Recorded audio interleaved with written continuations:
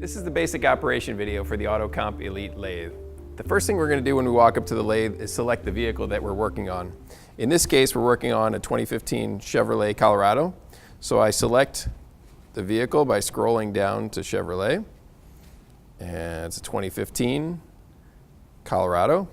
And we're going to work on the front first. Now you see, now that I've selected the vehicle, I will have a lot of information displayed.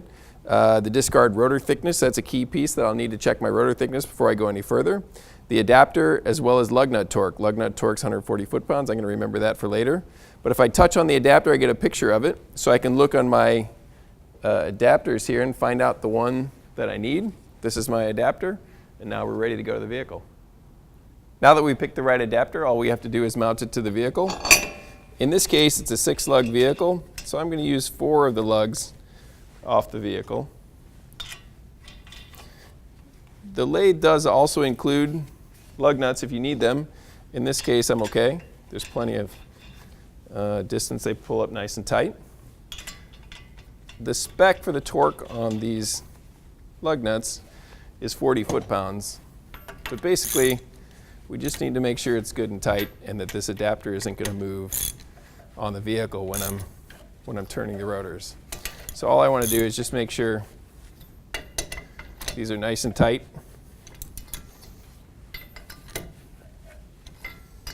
Going around a couple of times to do that. And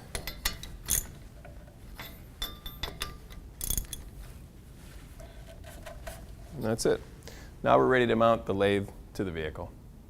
Okay, now before we make our cut, in this case, my bits are ready to be turned. The bit minder feature is telling me that. We'll talk about that in a later video. But now what I need to do is rotate these bits. So I've got my tool, and there's a small Torx head. I loosen up the bit. I'm going to turn it. These are the round bits that come with the lathe. And you can get 6 turns for these before you have to throw them away. So I'm only turning these about 60 degrees. You just rotate them until you see the new fresh cutting surface is ready to go. Tighten them up. And now we're all set to go ahead and install the lathe on the vehicle.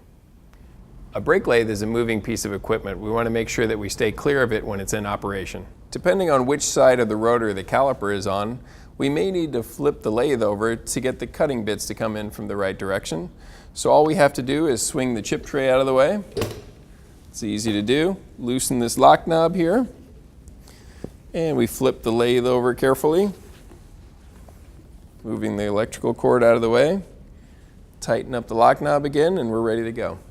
Okay, so now we're ready to mount the lathe onto the vehicle. Notice that the caliper is out of the way and it's hung up so I have clearance.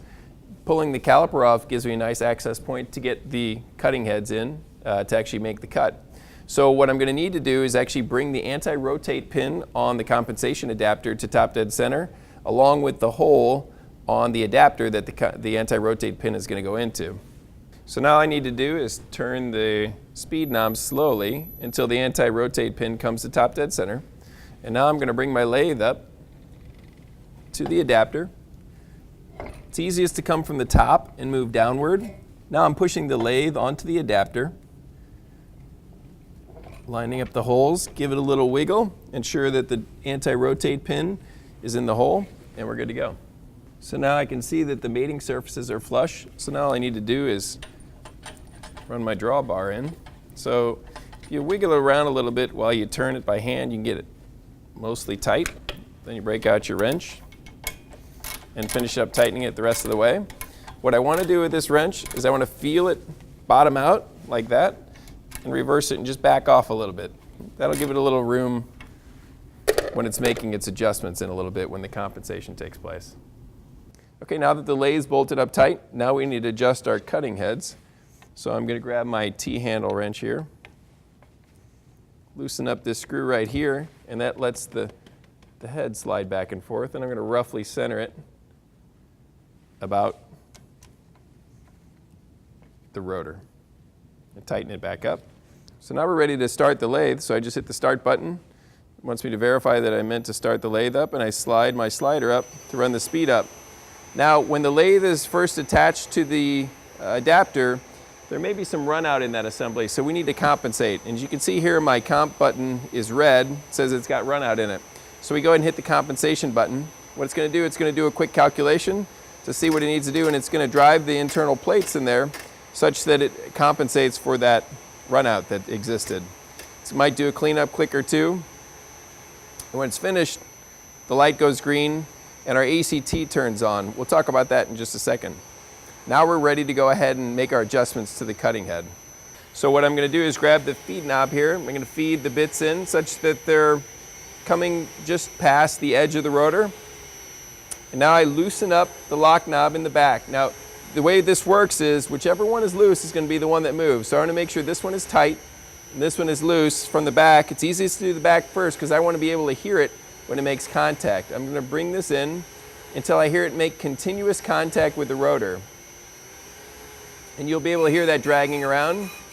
I'm going to feed in it a little bit more and tighten it back up.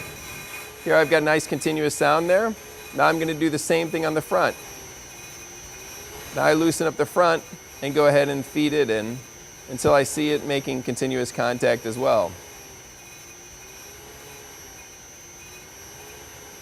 Now I've got contact. Now it's nice and continuous. The next step is now, this is what we call our scratch test. So now I want to feed the bits in so that I can go ahead and start my cut. This is a good time to adjust my chip tray. All I'm doing is running in to the inner braking surface. Usually there'll be a relief there and you'll hear the bits go airborne, which they have. Now I can go ahead and loosen up the rear knob, add 1 tick, which is 4/1000ths of an inch, to that depth of cut. Loosen the outer one, excuse me. Add another tick to that one, which is 4/1000ths. Go ahead and engage my feed and let it make the cut. Now that we're cutting, it's a good time to talk about a couple of things that are going on here. You can hear the drive accelerating and decelerating. That's a feature called ACT. What ACT is doing is it's changing the speed of the cut intentionally so that we don't set up a chatter or vibration, because that'll destroy the rotors. You've probably seen that before. Alternately, we could put on chatter bands or the little clamp that tries to dampen the vibration. ACT prevents that from happening. It's a great solution. You don't have to worry about that. So always leave that on unless there's some other reason like a locking differential. We'll talk about that in a different video.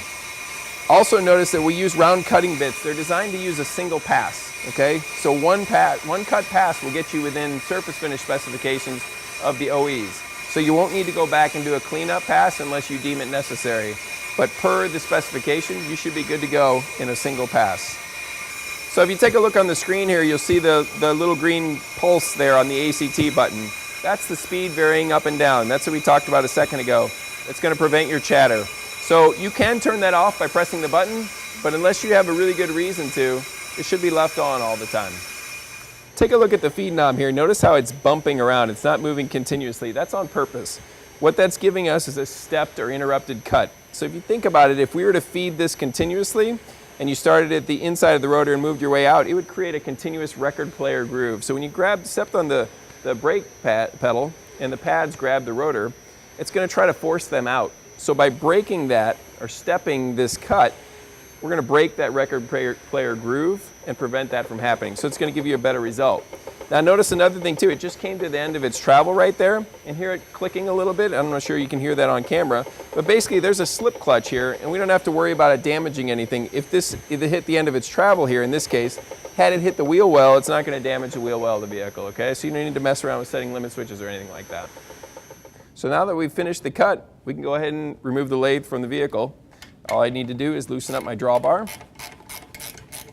get it good and loose till it's looser than hand tight here. Spin the drawbar a few times until I'm sure that the threads are clear. And then we go ahead and just pull it away from the vehicle. We're ready to move on.